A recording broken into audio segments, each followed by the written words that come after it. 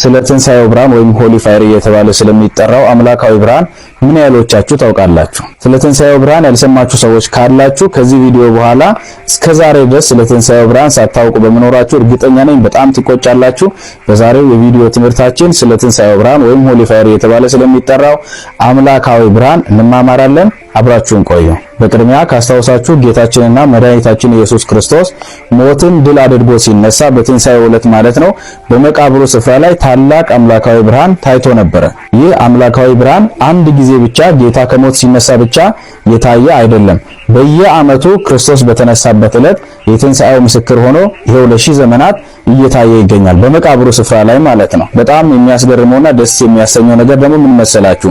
ይህ አምላካዊ ብርሃን የሚታየው እንዲሁ በተለያየ ቀን ሳይሆን በዓመት አንድ ጊዜ ያውም እኛ ትንሣኤውን በመናከብረው ኦርቶዶክሳውያን ትንሣኤውን በመናከብረው ዕለት ነው የሚታየው። ለምሳሌ የዘንድሮውን የአምላካዊ ብርሃን የወረደበትን የ2026 አምላካዊ ብርሃን የታየበትን ሆሊ ፋየር መቼ ታይቷል ብላችሁ ሰርች ብታረጉ ኤፕሪል 11 ሳተርዴይ ለእሁድ አጥቢያ ቅዳሜ ዕለት ማለት ነው ልክኛ ትንሣኤውን በመናከብርበት ዕለት ላይ ነው የታየው። ይሄ በየዓመቱ ያን ቀን ጠብቆ ነው አምላካዊ ብርሃን የሚታየው። የምታውቁት የትንሣኤ በዓል በተመሳሳይ ቀን ላይ አይደለም የሚውሉ አይደለም፣ በየዓመቱ ይቀየራል። ለምሳሌ አምና ያከበርንበት ዕለትና የዘንድሮ የተለያየ ነው። ያቻምናውን ወደ ኋላ ብንሄድ የተለያየ ነው። ነገር ግን እኛ ኦርቶዶክሳውያን ትንሣኤውን በመናከብረው ዕለት ይህ አምላካዊ ብርሃን በመቃብሩ ላይ ይገለጣል። በጣም ብዙ ድንቅ ነገሮች በዚህ ዕለት ይፈጸማሉ። እንግዲህ የአምላካዊ ብርሃን በሚወርድበት ዕለት ቀድሞ ቀን ላይ ቅዳሜ ማለት ነው ቤተ መቅደሱ ይጸዳል፣ ፍተሻ ይደረጋል። በገለልተኛ አካላት በእስራኤል ባለስልጣናት ማለት ነው ፍተሻ ይደረጋል።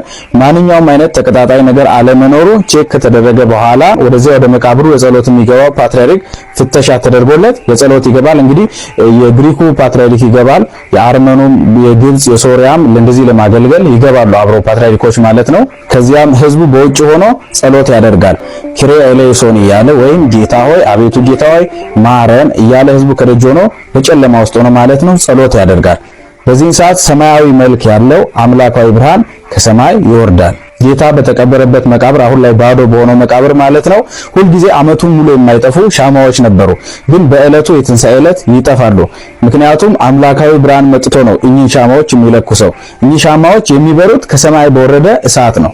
እናም ይህ አምላካዊ ብርሃን መጀመሪያ እንደተገለጠ ፓትርያርኩ በእጁ የያዘውን 33 ሻማዎችን ይዞ ፓትርያርኩ ይቆማል። እነዚህን 33 ሻማዎችን ያበራል። 33 ሻማዎች የሚያዙበት ምክንያት መድኃኒታችን ኢየሱስ ክርስቶስ በዚህ ዓለም ላይ የተመላለሰበትን የኖረበትን ጊዜ ለማሰብ ነው። ለ33 ዓመት ያክል በምድር እንደኖረ ይታወቃል አይደለ?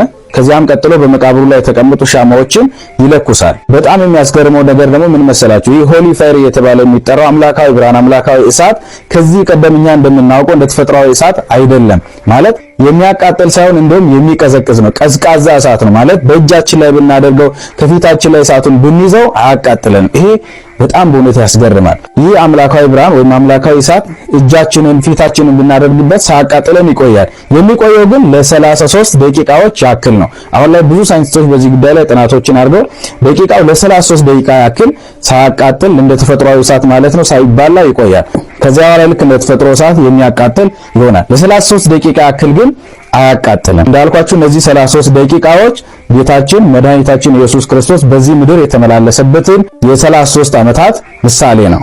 እንግዲህ እንዳልኳችሁ አምላካዊ ብርሃን እንደ መብረቅ ሆኖ ነው ቤተ መቅደሱ ላይ የሚታየው። ከዚያ በኋላ ፓትርያርኩ ያዘውን 33 ሻማዎችን በመቃብሩ ላይ ያሉትን ሻማዎች ከለኮሰ በኋላ በውጭ ያሉ ምዕመናን ደግሞ ከዚህኛው እሳት ይቀበላሉ፣ አንዱ ለአንዱ ይለኩሳል። ቪዲዮዎችን መመልከት ትችላላችሁ። እያንዳንዱ አሁን ላይ በኢንተርኔት ስለሚለቀቅ በቀጥታ ስርጭት ማለት ነው ዩቲዩብ ላይ የገባችሁ ሆሊ ፋየር 2025 ሆሊ ፋየር 2026 ያላችሁ ሰርች ያደረጋችሁ መመልከት ትችላላችሁ። በየዓመቱ በኢንተርኔት በዩቲዩብ ላይ በመሳሰሉ ስለሚለቀቅ ቀጥታ ገብታችሁ መመልከት ትችላላችሁ። እንግዲህ ይህንን አምላካዊ ብርሃን እንዴት ይፈጸማል የሚለውን ነገር ለማረጋገጥ ቼክ ለማድረግ በጣም የተመራመሩና ረጅም ምርምር ያደረጉ ሳይንቲስቶች ነበሩ። በተለይም በ2008 ዓ.ም በሩሲያዊ ሳይንቲስት አንድሬ ቮልኮቭ የተደረገው ጥናት የሚታወስ ነው።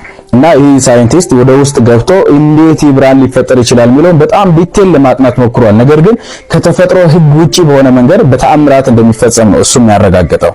በአንዳንድ ዘመናት ደግሞ ከታሪክ እንደምንመለከተው ቤተ መቅደሱ ተዘግቶ ማለት ወደ መቃብሩ ስፍራ ሰዎች እንዳይገቡ ክርስቲያኖች እንዳይገቡ ተከልክለው ከደጅ ቆመው ጸሎት ሲያደርጉ ከውስጥ አምላካዊ ብርሃን የተገለጸበትም ዘመን ነበረ። እንግዲህ የክርስቶስ መቃብር እንደሌሎቹ እንደምናውቃቸው መቃብሮች የጨለማ ቦታ አይደለም፣ የብርሃን ምንጭ የሆነ ነው። ምንም እንኳን ክርስቶስ ስጋው በዚያ መቃብር ውስጥ ባይኖርም ሞትን ድል አድርጎ ስለተነሳ ስላረገ በዚያ ቦታ ባይኖርም በባዶ መቃብር ላይ አምላካዊ ብርሃን ይገለጣል። ይህ የትንሣኤው ብርሃን እንግዲህ በጣም ብዙ ሰዎችን ወደ ኦርቶዶክስነት እየቀላቀለ ያለ በጣም አምላካዊ ተአምር ነው። እንደምታውቁት በተደጋጋሚ በመጽሐፍ ቅዱስ እንደተነገረው ክርስቶስ ሞትን ድል አድርጎ ባይነሳ ኖሮ እምነታችን ስብከታችን ሁሉ ከንቱ ይሆን ነበር። የክርስትናችን ትልቁ ስብከት የክርስቶስ ትንሣኤ ነው። ምክንያቱም እሱን ተነስቷል ብለን ነው ነገ እኛም ከሞት እንነሳለን ብለን የምንናገረውና የክርስቶስ ትንሣኤ ትልቁ የክርስትናችን ድል ነው። ለዚህም ነው ኢትዮጵያዊው አባ ጽጌ ድንግል በማኅሌተ ጽጌ ላይ አንድ ሰው ክርስቶስ ከሞት መነሳቱን በምን ማወቅ ይችላል ብሎ ቢጠይቅ አንድ ነገር እመልስለታለሁ።